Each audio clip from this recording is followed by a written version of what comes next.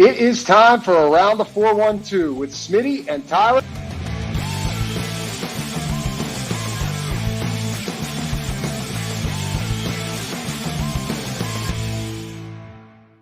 Welcome back to another episode of Around the 412. I am Tyler. As always, is my co-host Smitty, like Josh said.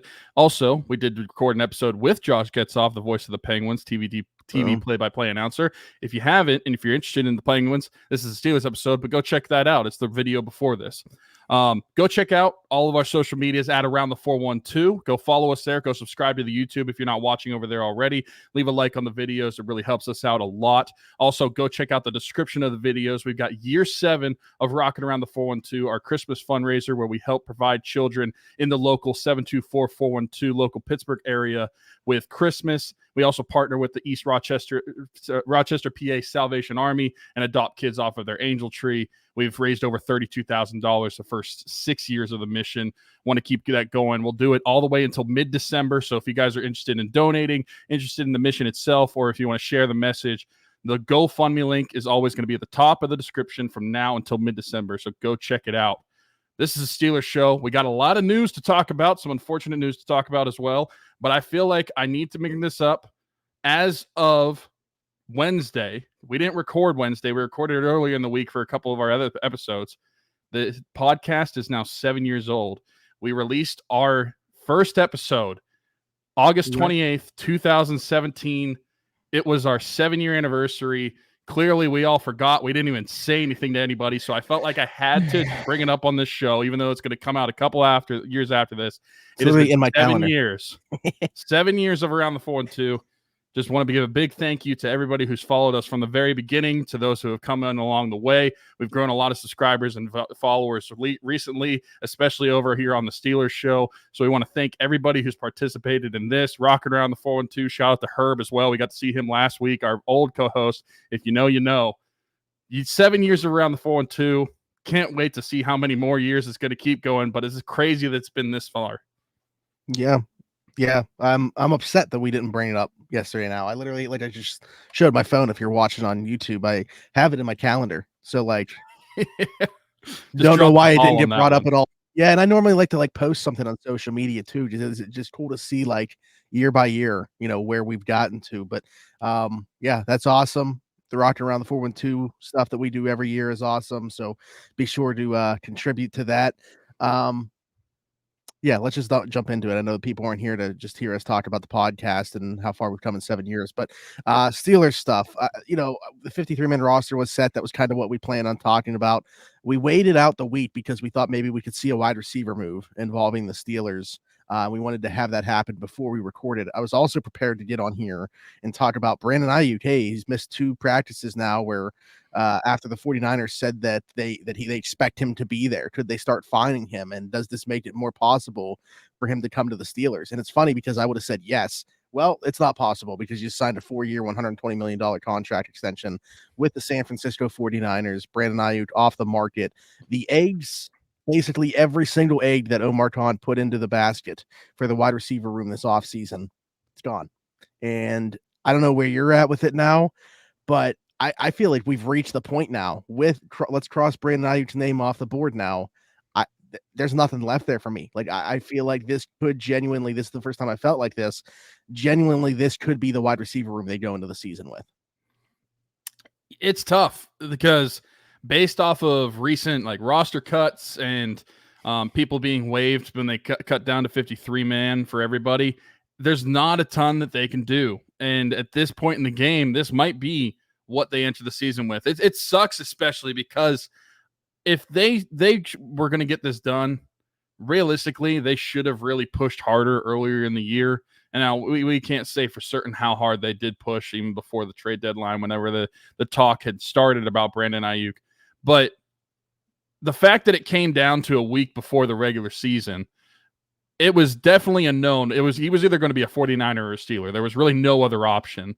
And the Steelers were all in on Brandon Aiyuk. They hadn't signed anybody that had been cut, even in the coming days. And there's a couple guys that they could have signed and we should have signed. And you and I know we've discussed that we would have liked to have seen them sign.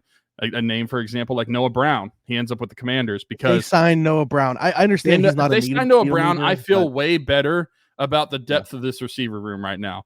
But they had all their eggs in one basket. They were really pushing for Brandon Aiyuk. And I understand why. Obviously, that's a guy that is going to be your number one wide receiver. You're going to give a contract to, long-term commitment, and it is going to completely change the look of that wide receiver room from day one. But if it doesn't fall in your favor and you just kind of get caught with your pants down, that's kind of how I feel with Omar Khan right now. Like, out of everything good that Omar Khan has done over the past 2 years, a year and a half as the Pittsburgh Steelers GM, this is the first time where I really feel he missed the mark, because I think he just waited too long, and he got to a point where he was all in too late for the same guy, where after June 1st, whenever that deadline happens, if something wasn't pushing, they should have looked at other options for wide receiver. After the talk a couple weeks ago with Brandon Aiyuk, wherever it was really heating up, and we even said on the show, you had said on the show, like, there's a chance that Brandon Aiyuk could be a Steelers receiver by the weekend after we were recording. They didn't do anything. They continued to sit on their hands and continued to push all their chips in on the one guy, which at the same time, I do respect it. I do respect that they did go all in on this. I'm happy to see the Steelers putting forth an effort for a guy like that. It's very un-Steeler-like for them to do that for that caliber of a player in a situation like this. But at the same time, they did not have a contingency plan. They did not have a backup. And the backups were getting signed and traded while they were still sitting on their hands for Brandon Aiyuk. And now it's too little too late. They're the last dog to the bull, and there's not much left. I mean, one of their best options, what? Are you going to sign Donovan Peoples-Jones off of Detroit's practice squad? That's probably one of their more realistic options that they could do at this point that would slightly improve your roster, because you could probably say at this point he may be better than Scotty Miller, but there's not a lot left. Everybody else is signed. Everybody else has a team. They are in a tough position. They're walking into the season with the wide receiver room that they have, and they just got to swallow it. They got to keep their chin up and really hope that the Steelers can run the football this year, because they fell short on what could have been a monumental moment for the Steelers franchise, and it was the first failure of Omar Khan. I think this goes back all the way to the Deontay Johnson trade. And this isn't me saying they shouldn't have traded him. I didn't expect him to be on the roster this year anyway. But whether you want to say it's more about the timing, the return, if you knew that you were moving on from Deontay Johnson, there should have been a plan in place other than just Brandon Aiyuk or bust. Because at that point in time, who knew? Like, it wasn't ugly yet with Brandon Aiyuk in San Francisco. For all we knew, they could have gotten an extension done before the NFL draft. And that could have been that. And then where would the Steelers have been? I was all aboard the Josh Reynolds train in free agency. Yeah. He signed with Denver. And then I was all aboard the Noah Brown signing once he got released in Houston, which, by the way, people keep bringing up the name John Mechie. That's not happening now because of Noah Brown got released because they made the decision to not trade John Mechie. So, yeah, I mean, I'm in full agreement, though. Like, Omar Khan, everything that he's pushed a lot of the right buttons. This is the first one that I haven't been able to align with him on. And that's, just one guy, I guess, in this situation, two guys. I think a lot of people share that sentiment, though. And not saying that, we're right, he's wrong, or he's right and we're wrong. Who knows right now? But it's very hard to look at this on paper and say that this is a group that you can feel confident in going into 2024. And it didn't have to be Brandon Aiyuk. We're talking about other upgrades here that could have been made to this room to feel in a better place then, that wouldn't have required the draft capital or obviously the contract that Brandon Aiyuk was going to get.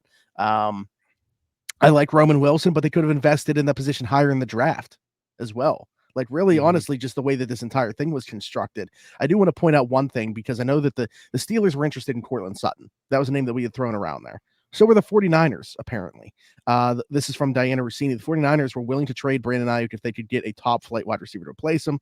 They offered a third-round pick to Denver for Courtland Sutton. Then they would have dealt Aiyuk to the Steelers, but the Broncos declined the offer. So now, I hope the Denver Broncos never win another game in franchise history.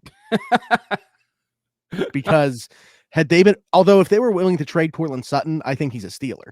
before we even get to the Aiyuk thing. I know that the Steelers touched base with them before the draft. A third round. I don't know that I would have wanted them to do a third rounder, but I bet you the pick swap that they got in the Pickett thing, 98, that they ended up using to take Peyton Wilson, that pick was probably in play for Courtland Sutton if they would have been willing to move it. At the same time, has the Broncos' mind changed based off drafting Bo Nix? Like, had they not gotten a rookie quarterback, would they have been so hell-bent on keeping Courtland Sutton around as a target for whoever? I think it's more about them not wanting to stunt the development of a young quarterback and wanting to have, because they know they're not competing. It's not about that. I think it's more so about this specific player and wanting to be able to get the most out of him early and continue to be able to develop him. So I don't know, but I think that a lot of people were in agreement about this. Whether there's people I'm sure that think that Omar's had other misses, but I think everybody agrees that this is one. And again, I'm not saying that Deontay Johnson shouldn't have been traded, but I think that knowing that they were going to do that, it shouldn't have been Brandon Aiyuk or bust. Yeah, absolutely. And of course, Omar Khan has had other misses, but this is by far, in a way, the biggest miss. This is the one that people are going to talk about a couple seasons from now when Omar Khan is still a Steelers GM. Like, everybody has a moment for GMs across the league, across all sports, that they remember, obviously, the good times, but they also remember certain moves that they made that they didn't work out, and it's going to stick with them. This is going to be one that sticks with Omar Khan. And I just look back at some of the wide receivers that we had talked about. Like you mentioned, Josh Reynolds, the fact that the Steelers weren't in on him, especially with Arthur Smith's offense, how he would have just fit in perfectly. I even think back to, and this would have affected what they did in the draft, but could they have pushed harder for Tyler Boyd early on? And I mean, that's the first name that we ever brought up.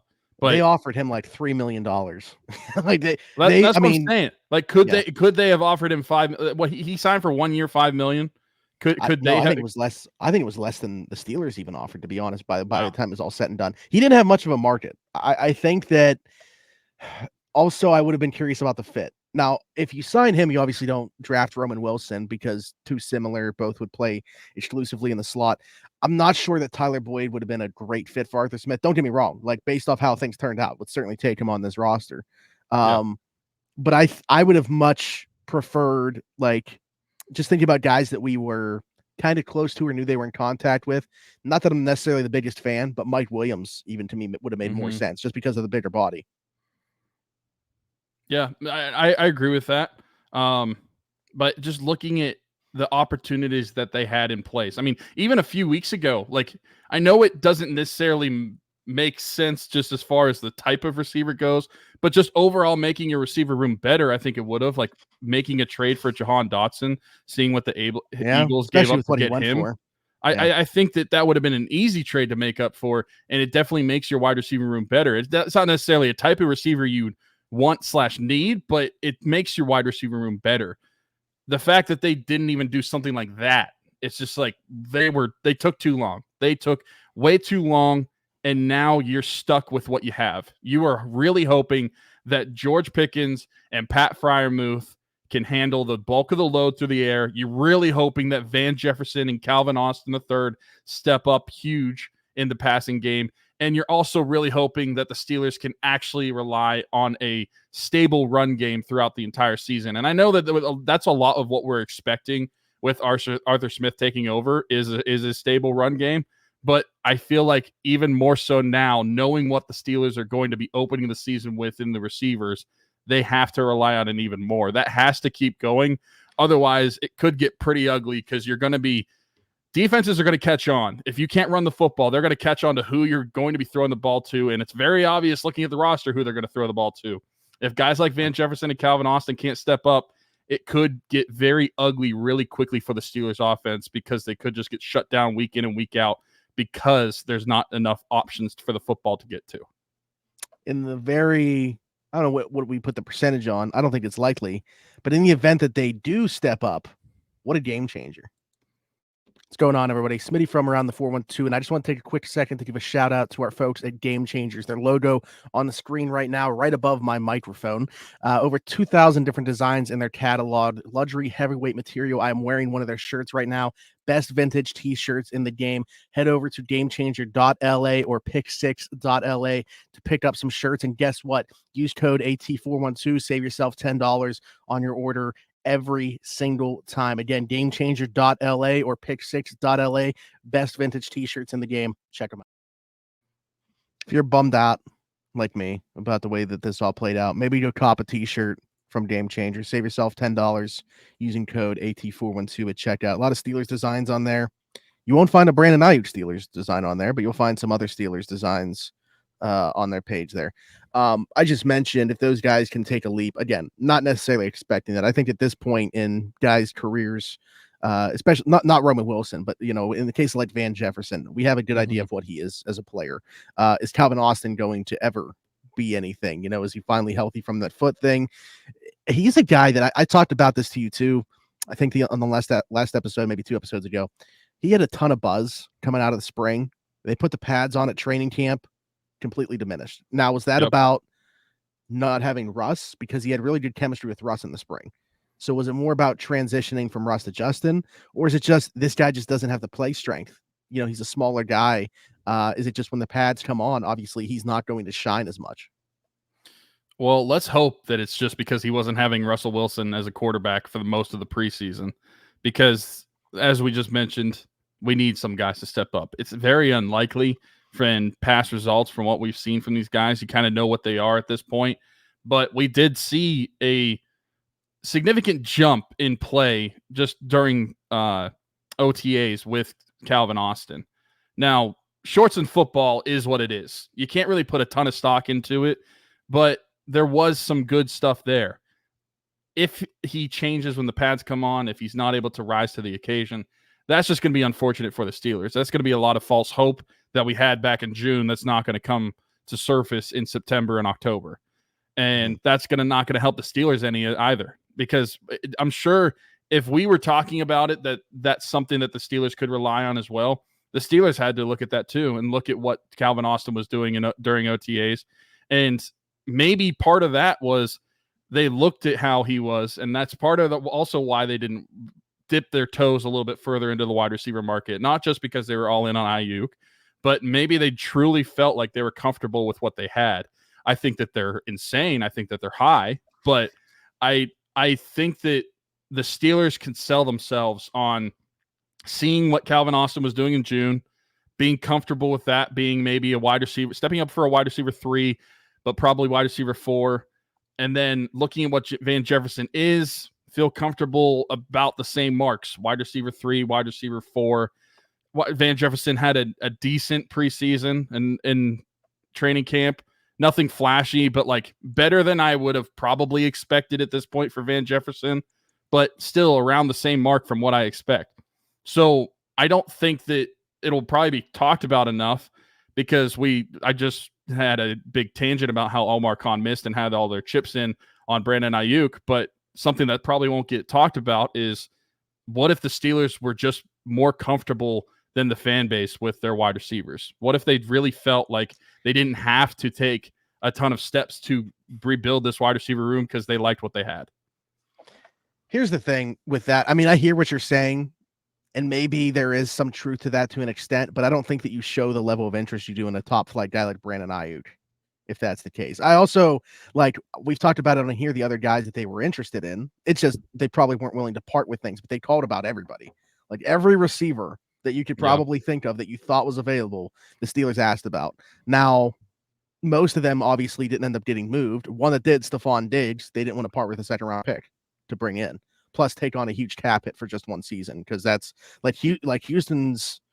I mean, Buffalo's taken on a lot too, but he's making $34 million this year, and then they redid his contract where he's a free agent after it. So I just don't think the Steelers had interest in acquiring that for a second-round pick.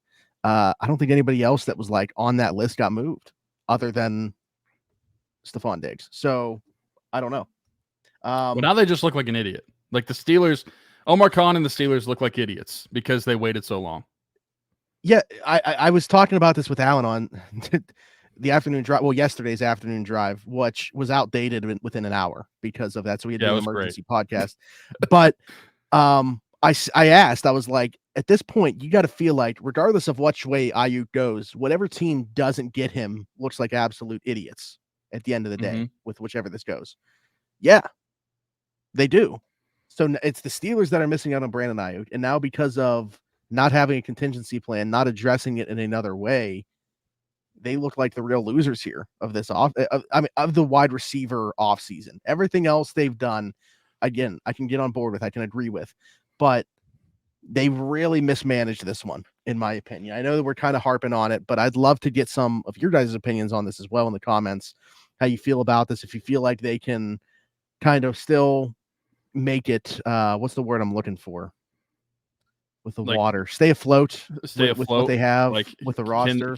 Can they be suffice with what they have in the wide receiver room? Yeah.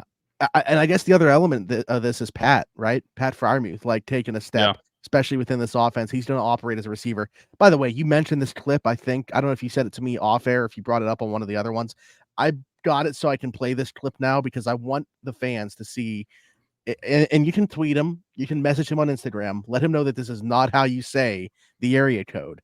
I was at training camp. He saw me, gave me a little head nod, but just listen to the audio of this. What up, brother? Around the 412. He said around the 412. Not around the 412, around the 412. Why anniversary? Why would you isolate the first number, but then put the second two together? This is absolutely ridiculous. This is a farce. Had he said around the 412, would have sounded stupid, but would have made sense that he at least combined everything. Why would you isolate the first number and then put the second two together? I was blown away when I listened to that back because I didn't even notice it at first. What if it was around the 41 too? Exactly. Same idea. What he did in reverse. Yeah. Absolutely ridiculous. Friend of the show, been on the show, has the merch. Yeah. Can't believe this. One last thing I want to mention before when we're talking about the wide receivers before we move on to the roster as a whole. If anybody is walking away from this whole situation loving it, it's got to be George Pickens. I think George Pickens loves this fell the way that it did. Because not only are you for sure going to be the number one target on the team up for a big year, you're going to be going into a contract year, and the Steelers have to rely on you.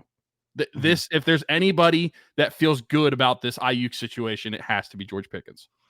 I 100% agree with you from the financial perspective because unless I would have had to have seen it to believe it that they were going to pay both of them.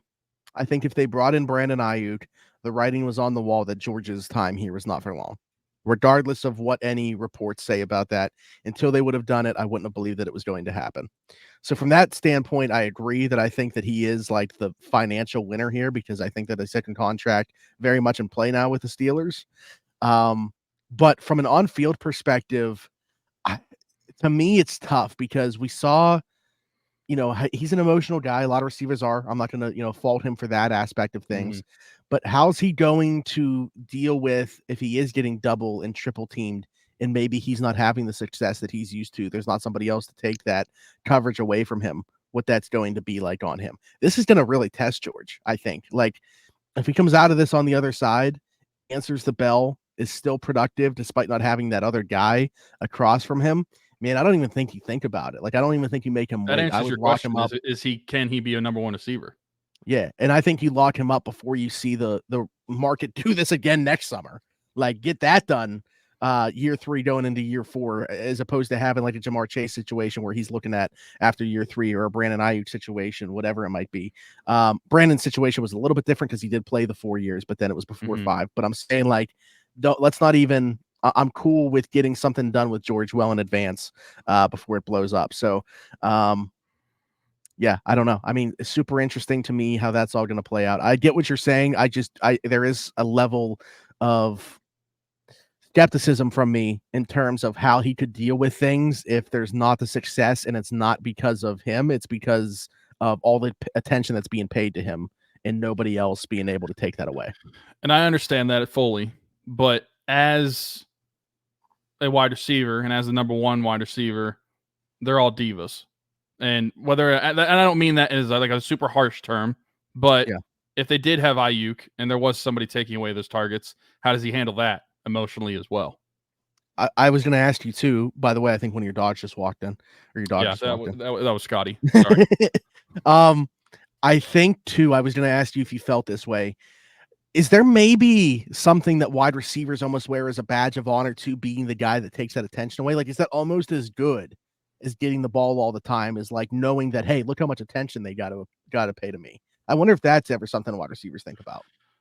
I think maybe. I mean, obviously, it's a lot more to deal with on the field itself. It's a lot more annoying from snap to snap. But knowing you are that guy, I'm sure that drives the ego a little bit and makes you play even harder. And that's why, like, as George Pickens goes, that is an absolute freak of an athlete. And so if he is going to be double teamed and spied on a lot more than he would have been if Aiyuk would have been here, I trust that if anybody is on this roster is going to step up to that sort of occasion, it's going to be him. If there's going to be somebody to find a way to find the space or make the tough catches, he has the athleticism to do it. So while it could deter him from some of the plays that he might have in the future, I do think that there's an opportunity here to not only financially find yourself in a position where you are the Steelers' number one wide receiver for the next 3-4 years to come, but also you are going to be able to prove to everyone in Pittsburgh that you are the guy. Because if he walks away from this emotionally drained from it, not taking it well mentally, that he's not getting the target share because he's getting double teamed, then that kind of answers a different question for the Steelers, and that kind of answers a different question and paints a different light for George Pickens, or maybe a more similar light than a lot of Steeler fans are used to for what we've seen from some of our number one wide receivers. So I think it's good and bad for both sides. I like to side into the good, and I think that it's a good opportunity for George. I'm excited to see how he plays it out. Yeah, and I'll make a prediction right now because I started to think about, we're talking about money right now, the financial side of the ramifications here in this. That's a, down the road type thing, but for the immediate future, I know that I made a prediction on here that already didn't come to fruition, but I'm going to make another one and we'll see if it does. Next time we record, Pat Freiermuth will have been extended, because I think that this was maybe putting like a little bit of a hold on that process. I think that they'll get something done by the next time that we talk. I wonder if his contract's going to be somewhere between $4 and $12 million. I don't know. 4 and 12. I was like sitting here for a second, like what? No, I got it though. Yeah. That was bad. That was bad. And I hope that people do get on him about it, because absolute that can't farce. happen. That can't happen again. We haven't talked about the 53-man roster at all either. We haven't talked about them trimming down to those guys. I guess we might as well start with the wide receiver room. That's what we've talked a lot about.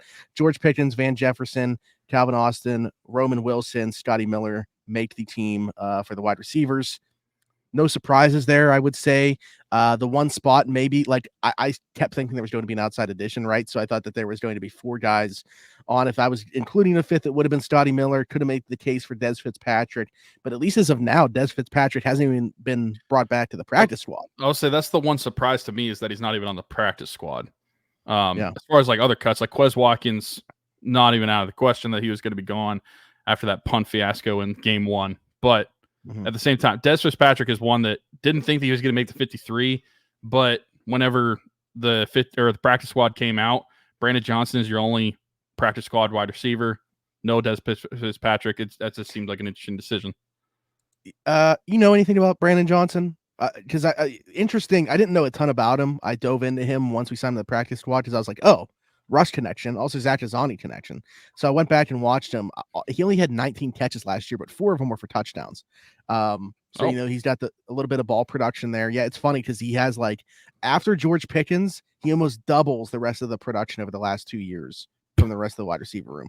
So I don't think he's the worst wide receiver currently on this roster. I think that he could be on the 53-man roster if he picked up the offense quick enough.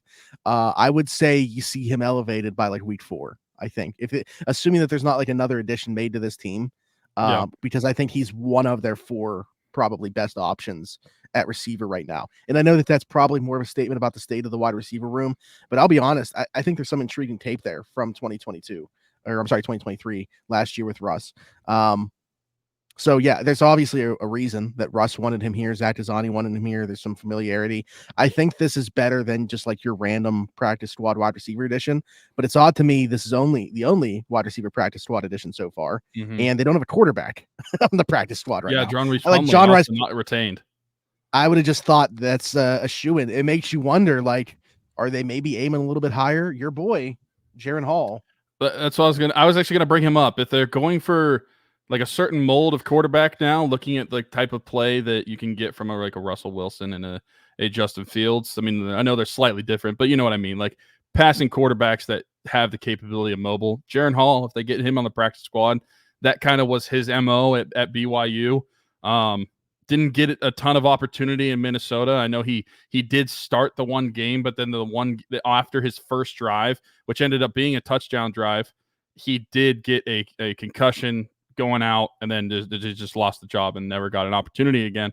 But Jaron Hall is somebody that I would be interested in unbiasedly as well, just as a practice squad wide receiver to bring him in. I think that kind of fits the mold of what they've been going for or not a wide receiver, excuse me, quarterback. It fits the mold of what they're doing with their current two starters.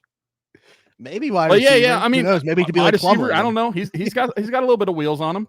Might work out. The quarterbacks that are on the 53-man roster, no surprises here. Russell Wilson, Justin Fields, Kyle Allen. Yeah, nothing really much to say about that. Russell Wilson officially listed as the starter. We felt like that was going to happen. At least for week one. We'll see how that progresses throughout the year. Running backs, Najee Harris, Jalen Warren, Cordero Patterson. Again, nothing surprising there. Good that there's only three, I'll say, because that means they feel really good about where Jalen Warren is ahead of week one and his ability to play. Yeah, I think so too. I was curious if they were going to keep someone like Jonathan Ward on the 53-man roster heading into the season just because the uncertainty of Jalen Warren. But the fact that they did only keep the three of them is a good sign. I think that they're going to be used. And even if Jalen Warren doesn't see a ton of time in the game against Atlanta in week one, I think the fact that there's just three running backs and it's the three expected guys, that gives you a lot of confidence moving forward that the injury is not serious. He's going to be back soon. Even if he doesn't see a ton of touches in Atlanta, he's going to be in the mix sooner than later. Yeah, LaMichael Pirine, Jonathan Ward, he was brought back to the practice squad, though. Good player. I think that if they had to elevate him, I would feel decent about it, though. But yeah, they didn't make the cut. Smitty from around the 412 here, and while I may not have much hair, the hair that I do have will not be cut by anybody besides Keek at Keek's Barbershop. My friend Christian Circle, been with us since day one. Keek's Barbershop, located 401 Burkitch Way, Suite 2 in Beaver, PA. Download the app, The Cut. Book an appointment with Christian today, or you can do walk-in with Tony or Ashley. But again, Keek's Barbershop, 401 Burkitch Way, Suite 2 in Beaver, PA. Go check them out. Old school vibe in there. Absolutely love it. Cannot recommend them enough. Wouldn't go anywhere else. Maybe I'll see you there. And I will see you there if you will be there on Saturday, my next haircut appointment. Tight end. Pat Freiermuth, Darnell Washington, Connor Heyward, Michael Pruitt. They keep four. Expected them to keep four. Also, I think very lucky to be able to keep Hot Rod on the practice squad. Got him through waivers. Yeah. I think he's an NFL tight end, and I think the Steelers are fortunate to be able to have that much quality depth at the position. But yeah, I really like this room. Unlike the wide receiver room, I have a lot of confidence here with this group. Well, I think it was last week. That's something that we talked about, and however unrealistic it would have ended up being, we were saying that like the Steelers could keep 5 wide receivers on their 53-man roster and probably feel more comfortable instead of keeping like 5 wide receivers. The fact that you were able to keep Hot Rod though on the practice squad makes you feel good. I did like Michael Pruitt, liked what he did in training camp in the preseason. So to have him as your, I guess like, I don't know, Connor Heyward's like an interesting one because he's like fullback tight end hybrid. So like to have Michael Pruitt, I guess, is your true tight end 3, to makes that room a lot more comfortable. Love Pat, obviously, and year 2 of Darnell Washington. I'm expecting big things from him. I like the tight end room way more than the wide receiver room, and it's probably one of my favorite rooms from top to bottom on the team. A little bit of this isn't breaking news, but this is every once in a while, I'll put in information from somebody because I got a text. Yeah. Well, I just got a text.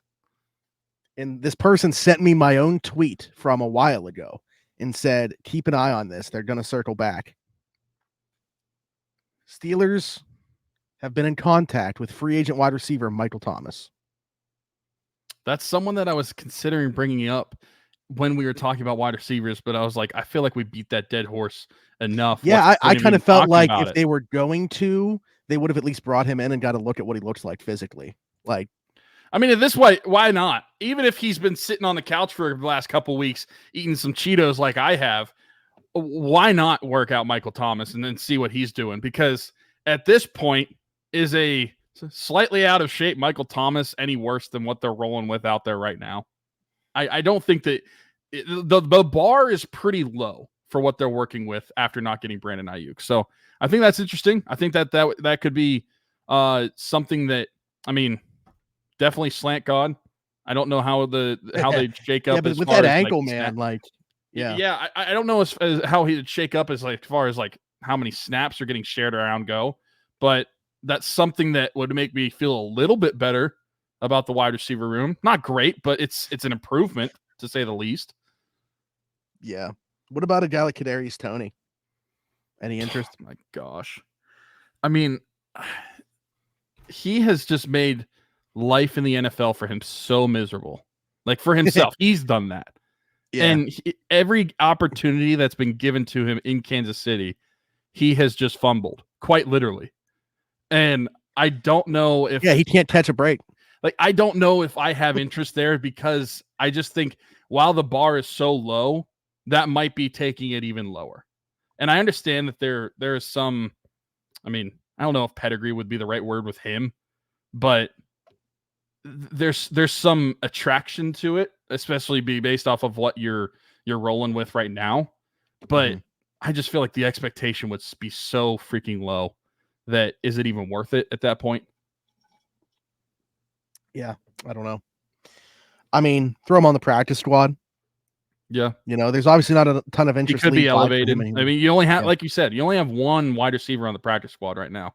Pretty surprising. Yeah, absolutely. Going into the guards, Isaac Seumalo, James Daniels. Actually, let's just do interior offensive line altogether. Isaac Seumalo, James Daniels, Zach Frazier, Spencer Anderson, Mason McCormick, and Ryan McCollum. Isaac Seumalo, this is a piece of news that we got. Going to miss some time. Thank God it's not a torn pectoral muscle, but it's a strained pectoral muscle. 4 to 8 weeks is the timeline for those typically. It sounds like he's on the better end of that. Dulac put out that he expects to miss a month, or they expect him to miss a month.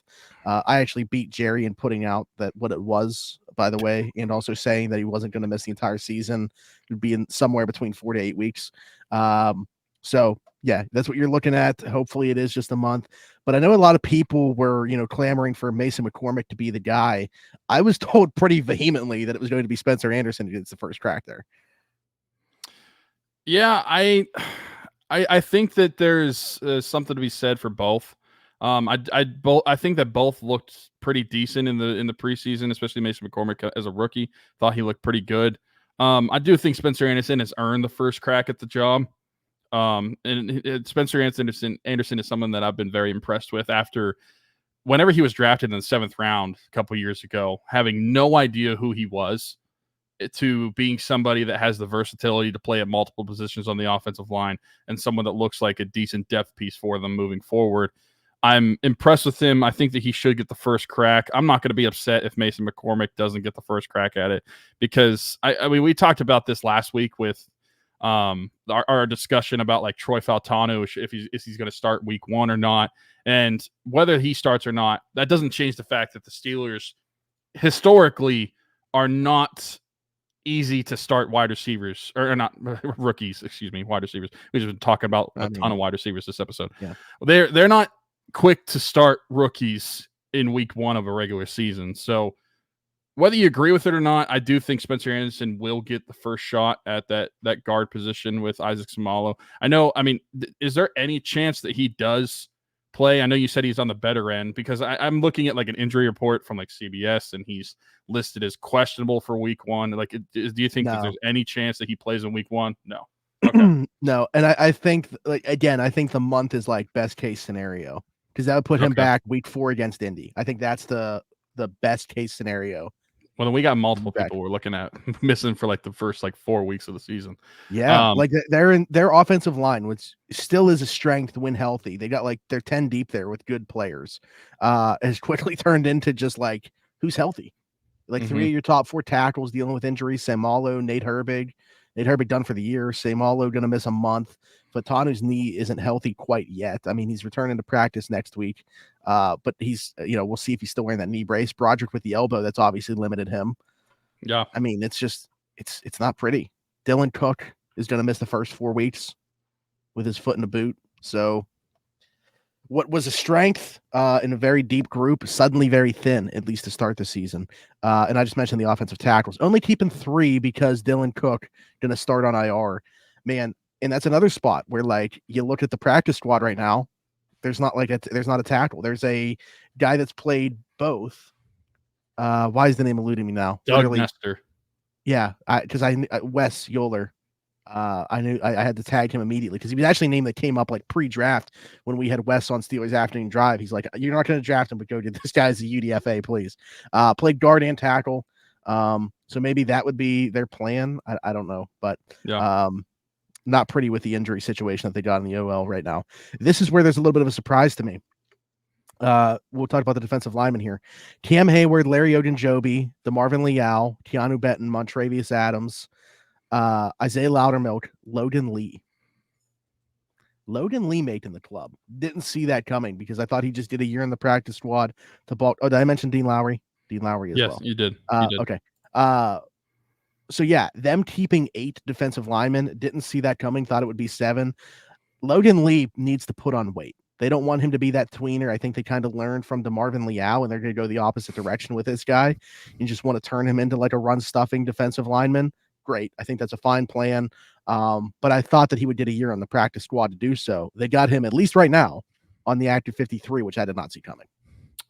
Well, I think when you break down a little bit of what we talked about last week, looking at what they're doing with Leal. So I was surprised too when I did see his name on the 53-man roster. But then I think when you take a peek at the linebackers as well and notice that they only kept 3 outside linebackers on the 53-man roster right now, with Jeremiah Moon going on IR to start the season, they're probably looking at DeMarvin Leal as that pseudo outside linebacker 4 is what I would guess, because we're expecting him to probably be playing in only pass rushing situations as it is. So when you look at that, maybe it doesn't seem as surprising, but I do think that it is someone that I thought that was going to be on the practice squad, is on the 53-man roster, but I think that partially just has to do with the injuries that they have on the defensive side of the ball right now. Having 2 of their linebackers start the season on IR. Well, one is on IR with Jeremiah Moon, and then the other's on the PUP list with Cole Holcomb, who just seems MIA. I don't even know if he exists anymore. But I think that when you just look at that and how they're going to use Leal, then I think that serves as a better explanation for why why Logan Lee ended up on the 53-man roster. But I mean, good for him. I think eventually, when Jeremiah Moon comes back, I do think that he just gets shot down to the practice squad at that point. I just think it's something. I think it's something of a. It's a bonus for him because Jeremiah Moon is starting out on the or on IR. And talk about maybe bits of surprises for not making the 53. Kyron Johnson was awesome. Well, that's the surprising part to me, is that not only is he not on the 53-man roster because Jeremiah Moon's on IR. I thought there was a possibility that if Jeremiah Moon's on IR, Kyron Johnson could start out on the 53-man roster if they do want those 4 edge spots, because they're only going into the season with 3 real, true outside linebackers. And then he's not even on the practice squad. But I was surprised by that if he, and I thought he was good enough that he's going to be picked up by another team, regardless of whether that's thing still, I guess, could come back or not. Here. But I don't know why he wasn't just on their initial practice squad release already. I thought that he played well enough to definitely be on that. I get it to some degree with him not being on the 53 because there's body type. There's a lot of redundancy with Nick Herbig. He's a lighter edge rusher, relies a lot on his speed. Russ, he's not going to, bull rush you. He's not going to go power. He's more the finesse speed type rusher. So So I understand it from that perspective. And if you feel like DeMarvin Leal can take enough snaps away as the fourth guy, fine. Maybe you don't want to use the roster spot there. You go with 5 inside linebackers to have Mark Robinson and Metakevich for their special teams, obviously. But Kyron Johnson's a good special teamer too. Was a bit surprised by Kyron Johnson not making the 53, and then more surprised to see him not only not on the Steelers practice squad right now, but not on anybody's. Like, he's not picked up yet. So the Steelers can certainly still turn back there if they want to.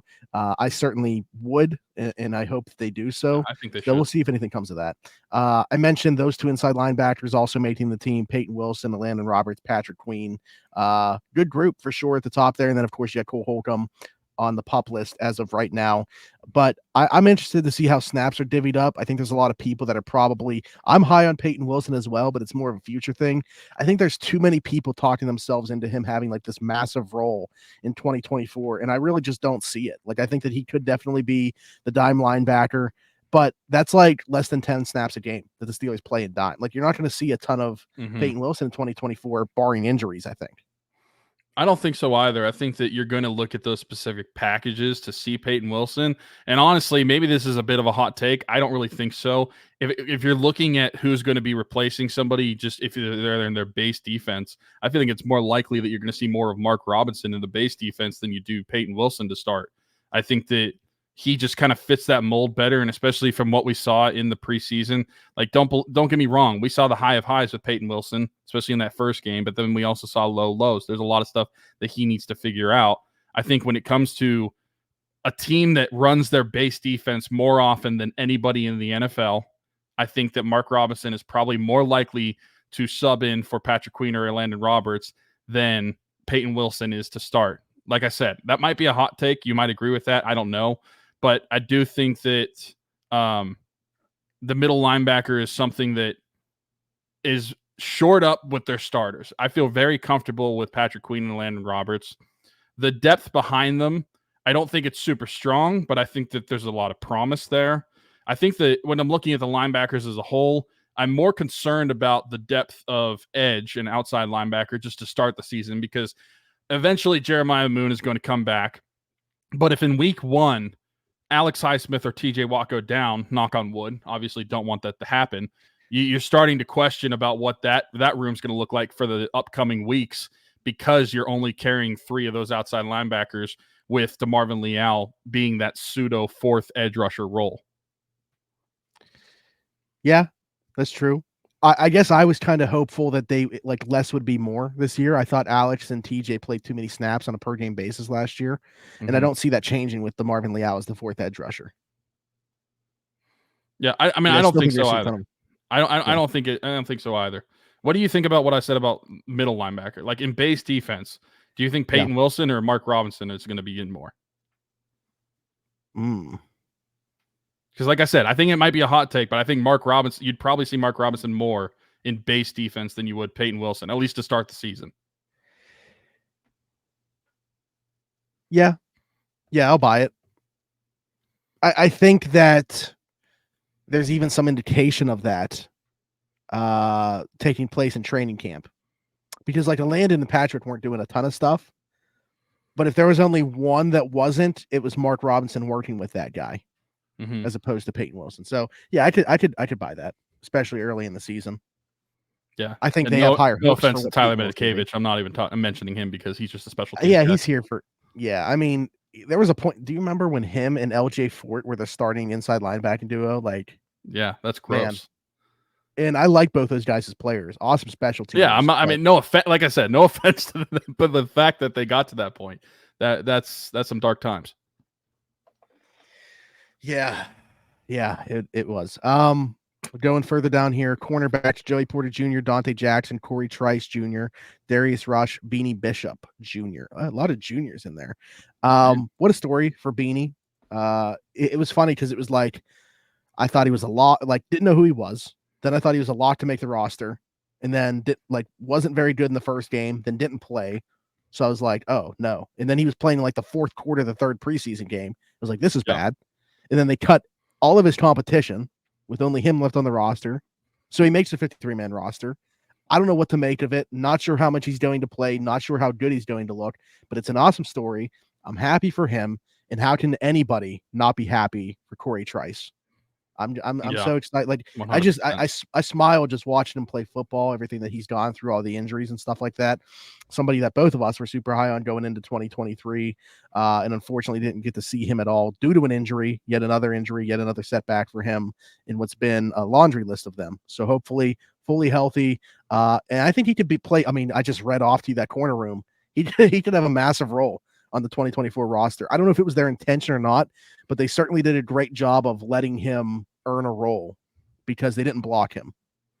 Yeah, 100%. And I think that despite that, I feel like he played himself into it. And I think that he definitely showed this preseason that he earned it because, like you said, last year we didn't see him at all. There was no guarantees with Corey Trice, despite how we both felt and a lot of others felt about him going into last season. If you miss an entire season due to injury, there's no guarantees upcoming for the next season. So the fact that he's able to play himself into that role, and I think I agree with you. I think that's somebody that could play himself into a lot of playing time this season. Although I will say, and I got to give some respect, we were a bit lower on Dante Jackson whenever he did come over as that other corner in the trade with the Deontay Johnson. But I do think this preseason and training camp, I think that a lot of Steeler fans, myself included, felt a little better about having Dante Jackson as that outside corner across from Joey Porter Jr. I think he played better than I expected, gave me a little more hope for this season. But I think that Corey Trice has every opportunity to play into some snaps on that defense as well. I think he's a very, very impressive football player, very impressive long corner, kind of fits that Joey Porter Jr. mold. And we talked about it a lot last season, that's the kind of mold that they were going for their corners now. I still think they like that mold of player, the very just long, athletic corners that play aggressive. And he definitely does that. I mean, even in his first snap in the preseason, he makes a play, tackle for loss in the backfield on a screen. I am so excited for Corey Trice this season. Happy that he's finally healthy. And also Beanie Bishop. I'm happy he made the team. I'm just really interested to see if he actually plays at all. Like, I think he'll play on special teams, but is he going to see the field if they do have nickel out there? Like, who's going to be that slot corner? Is it going to be him, or are they just going to slide one of their safeties down? Like, is Deshaun Elliott going to go down? Is DeMonte KZ going to go down? Trice has played there too. Trice has played there too. I don't know how many opportunities this season, at least early on, he's going to get because of what we saw in the preseason and in training camp. But I'm happy to see that he did end up making the 53-man roster, to have somebody placed there as their nickel spot right now. And especially because of the story it is. I mean, like you said, never heard of this guy into being like one of the favorite players of the preseason, questioning whether he's going to be on the roster at that point, and then to see that he finally makes it. I'm happy for him as a player. I'm curious to see how the Steelers are going to use him. Not sure it's going to be early on with him at the nickel spot, but maybe as the season progresses and he gets better throughout the season, they see more of him. My prediction, I think he's going to play. My prediction is he is their rundown slot, but he's not out there much in obvious for coverage. Situations. Yeah. I think then you want like a bigger package. You'll go. Oh, geez, people can take that out of context. Pause. Jeez. You'll go with your Eddie, get it. You'll go with your big nickel, or you'll see Corey Trice or Darius Rush, a bigger body, go into the slot. I think that would be the plan for them in those situations, of course. And then you get Cam Sutton back for the back half of the season, which myself included, I feel like people keep forgetting about that he's even on the team. I completely forget he's there. Yeah, 100%. And also Darius Rush, pleasant surprise to see that he's on the team. I think that you were not shocked at all to see that he's on the team. You were a big Darius Rush supporter. I am. I am a supporter. I'm glad that he's on the team, but he was on a lot of people's like surprise cut candidate, like down the stretch. Like he started out ahead of Trice. Yeah. Even in training camp. Like Trice wasn't doing a whole heck of a lot. The last 2 weeks that flipped. And not only did that flip, it's just like Rush wasn't even playing special teams. And it's like, man, if you're if you're a backup boundary corner and you're not playing special teams. So we'll see. Is he going to be able to hang on to his spot if because they're going to have to bring in guys that are gunners for sure. They don't have like any good ones right now. Scotty Miller might be one, but they're going to bring in a second gunner for sure. We'll see whose roster spot becomes open when that happens. But then one of the names I'm about to mention, I'm sure will be first on the chopping block. But the safeties, Minkah Fitzpatrick, Deshaun Elliott, DeMonte Casey, Miles Killebrew, and Jalen Elliott. I think Jalen Elliott, along with Logan Lee, and I get Ryan McCollum being on the roster for now because you don't have a ton of like options at center behind Zach Frazier. So it makes sense. Jalen Elliott, who was cut in the spring, brought back in the summer, makes the roster as the 5th safety. This obviously is because of Ryan Watt's injury, which, by the way, huge bummer. Literally the last play that there was contact of the preseason, Ryan Watts suffers a season-ending injury. They're listing it as a stinger, and maybe it is, but we've also, like, Trenton Thompson had a stinger last year and then was never seen again. So who knows the severity of what's going on there. This is our Corey Trice of this year. This is what we get this year. Our late round secondary player that after the preseason had some expectations for, don't end up seeing him the entire season.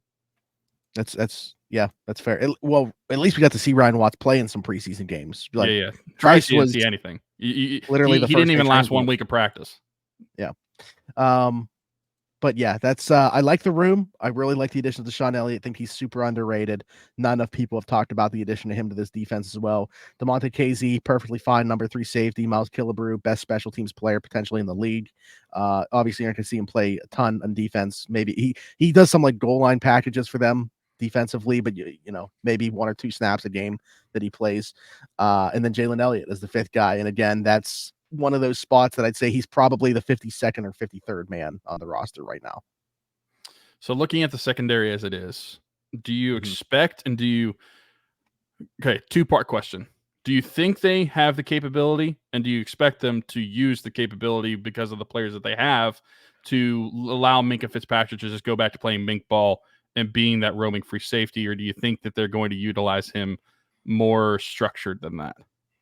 It's funny because I didn't think that that's what you were going to ask me. I thought you were going to ask if there's another addition coming to the secondary. To answer your question, I think that that's what they'll like to do.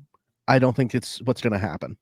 I think there's going to be quite a bit. We've talked a lot about, you know, the questions that they have at slot corner. Mink is a really good slot corner. Like as much as you would like to not have him be there and want him to play, you know, 2 deep, single high safety, play robber, do all these different things on the back end. Like, I think that there's probably going to be times where you just got to say, hey, David Njoku, we're playing the Browns. You got to line up in the slot and take him away. Like, I think that there's going to be those situations. Like, I think that a lot of people think about slot wide receiver and think it's like the third, like that's just an alignment. Like Devontae Adams lines up in the slot a ton. Cooper Kupp lines up in the slot a ton. And we actually see Devontae Adams this year, week 4, and that's before Cam Sutton comes back. I guarantee you see Minkah Fitzpatrick lined up in the slot against Devontae Adams in that game. So, no, to answer your question, I don't think he's going to strictly just be a free safety this year. To answer the question that I thought you were going to ask me, I wouldn't be surprised. I know that a lot of people don't want to hear this. I'm not saying it's going to happen before the season starts. If something, you know, things aren't looking great, old friend Patrick Peterson gets a phone call from the 412. I wouldn't shock me. I mean, he's playing a smaller role, I feel like, with what they built. Sure. So I don't think that he would be focused on as much as far as the secondary goes. I wouldn't be opposed to it. I think that you could kind of mask him a little bit more in the defense than you were able to last year, because you brought him in to play such a large role last year that you kind of had no other choice. And, you know, Corey and Joey Porter Jr. were both on Cam Heyward's podcast and talked about how much he meant to them just in the 1 year they spent around him from a leadership perspective. Just from that standpoint, I think he could be valuable. Like, Rush got here pretty late last year, didn't get to spend a ton of time with him. Beanie Bishop didn't get to spend time with him. Dante Jackson's a vet, so like I don't know that I would throw him into that bucket. Yeah. And same with Cam Sutton. But there's certainly like things to be learned from a guy like that as well. So, and I don't think you can just say like that doesn't have a set amount of value. So I don't know how to categorize that. But I'm like you, I'm not opposed to it. I think that he could be of some value to this team if things go awry early in the season. I mean, maybe that's another option at nickel. We talked about it a lot last year. Yeah. The thing for me is like, does he tackle well enough? I think that was probably the biggest question. Like, because you got to tackle well to play in the slot. Yeah. I don't know if he does that. And that's why it didn't go all that like I admire the fact that he played safety last year. And I thought that he had some moments, but that's why he could never fully transition to that. That's why he doesn't have a job right now. Because if he could tackle better, somebody would be paying him right now to play safety. Because he's got soft hands. I don't know. I honestly I couldn't tell you if it's more technique or what, but yeah, it didn't go well in that regard, and that's why he currently doesn't have a job. I think it's got technique. You look at the way DBs tackle these days. Look at some of these college kids. But look how quickly Joey Porter Jr. got better at it. Like he was awful in training camp, and then turned out to be okay by the end of the year. So that's true. I don't know. And then the specialists, Chris Boswell, Cam Johnston, Christian Kuntz. Hey, we're not carrying 2 punters to start the season, ladies and gentlemen. And the one that they have is very good. Yeah. It was awesome in the preseason. Way better about our punting situation with Cameron Johnston. Same. I feel better about the and punter. Presley Harvin got released, by the way. Yeah. I feel better about the punter situation. But like as a whole, the unit, I just mentioned they got to find gunners somewhere. The special teams has been abysmal in the preseason. And you just wonder, as much as they're getting an improvement at punter, is it going to matter if they don't have the rest of the pieces on the unit? Just punting out of bounds. There you go. Just angle it. Don't even give them a chance to return it. Yeah. I mean, I think that you do have to find gunners. Yeah. I don't get me wrong. I know that it's the preseason, and Alan has talked with me about this before. Like, not something that I've necessarily picked up on in the past. I guess they throw a lot of flags typically anyways on special teams plays in the preseason. That's what he told me. Not something that I picked up on. I'm just kind of relaying information there. But like even going back to last year, I wasn't super impressed with the unit, but Miles Boykin, who's out there, I know that people wouldn't be super inspired by bringing him back as a bottom of the roster wide receiver. Heck of a gunner though. So maybe James Pierre, another reunion. For what you're expecting from your 5th wide receiver in Scotty Miller. If you replace him with Miles Boykin, for Miles Boykin to play as a better gunner than Scotty Miller would probably do, are people going to be accepted by that? We're not even expecting Scotty Miller. Like, people are going to be pissed if Scotty Miller sees the field on offense. So what does it matter if he doesn't see the field at all and you get Miles Boykin instead to just be a gunner on special teams? Yeah. I mean, it makes sense to Scotty Miller, like a lot of redundancy with the skill set with Roman Wilson and Calvin Austin anyway. Like, at least Miles is a bigger body that theoretically could play on the outside. You're not really going to see that much, but yeah, I don't know. If they wanted their exact same gunners from last year, they're both out there. Miles Boykin and James Pierre. So I think that you could see that. At least one of those I think are possible. Yeah. What I don't want to see is like Scotty Miller become the new Gunnar Olszewski. Like, why is he out there? What are we playing him for? Because I know the Steelers. I know their tendencies. What are we doing? Don't even tempt them with that opportunity. Ryan Switzer walked. Gunnar Olszewski jogged. Scotty Miller runs. I mean, it's probably true according to the athleticism. I don't know. Yeah, that's true. Scotty Miller's a pretty good athlete. We'll see if there is a role for him to define within this offense, or if they bring in another receiver, he would probably be the one on the chopping block. If so. So, anything else to add? No. Just continue. Go check out the link. Year 7, Rock Around the 412 Christmas fundraiser. We have another link that we're going to talk about, but just last shout out to that one. Raised over $600 already. That's great. We have until mid-December. I feel like football season is always when it starts to ramp up a little bit more, get a little bit more people involved. So with football season starting, we're going to be talking about it a lot more on social media as well. So go check out Year 7, Rock Around the 412 GoFundMe in the link on the listening platforms and over on YouTube. Rocking around the 412, not rocking around. What up, brother? It hurts. It hurts. It's painful. Yeah, really bad. Anyways, yeah, be sure to check that out. Everything Custom Designs, our friend Haley Wagner, small business. Let me tell you about her. Need a custom t-shirt, hoodie, tumbler? Stop what you're doing. Don't go anywhere else. Check out the link in the description. Everything Custom Designs, our friend Haley Wagner, small business. She can do all that for you. She even does around the 412 merch, t-shirts, hoodies, long sleeve tees, bunch of different stuff. I even got a Tumblr from her as well. So go check out the link in the description. Goes directly to her Facebook page. All of her stuff can be found there. Again, everything custom designs. Haley Wagner, she does great work. Can't recommend her enough. Go check it out. You can find t-shirts, long sleeves, hoodies of ours with our merch through her. You can also find shorts, DC4L customs. They come in black, gray, and white. So check that out. That fall weather's coming. Football season's here, so it's going to start to cool down. It might not feel like it right now because I know we've still had a lot of hot days at the back end of August here, and it stinks in Western PA because we're not used to this. But hopefully next week, once it dips into the 70s, we just continue to see that go in that direction with the arrow pointing down as opposed to back up. I was going to say, brother, I had a high of 97 today. Yeah, we were at like 91. Man, that's ridiculous. For like 97 for reference. 90 high of 90. I'm in Oklahoma, so it's a little different. For PA, high of 90 at the last end of August. I mean, it's not unheard of, but like you're almost in September. That weather needs to go. Once the Steelers start playing, it needs to be like 60 degrees. Especially because like I haven't even worn one of those hoodies yet, and Pat said they're super comfortable, and I haven't gotten to test it out. So, by the way, there you go. There's your reason to buy one right there. Pat Freiermuth said the hoodies are very comfortable, so be sure to check them out. But yeah, that's it. Like Tyler said, check out year 7, rocking around the 412. Gamechanger.la, pick6.la, down in the description as well. Save yourself $10 on any order using code AT412. And of course, check out Teats Barbershop if you're in the area. Again, if you'll be there on Saturday, I'll be there on Saturday. I don't think we have anything else. Be sure to like, subscribe, hit that notification bell. If you are here on YouTube, hit us in the comments with your thoughts on anything we talked about, any questions for a future episode. If you're listening somewhere else, Apple, Spotify, wherever you get your podcast from, be sure to leave us a 5-star review and subscribe over there and follow us everywhere at Around the 412. Tyler, for Smitty, this has been the Around the 412 Steelers Show. We'll talk to you guys next time. Bye-bye.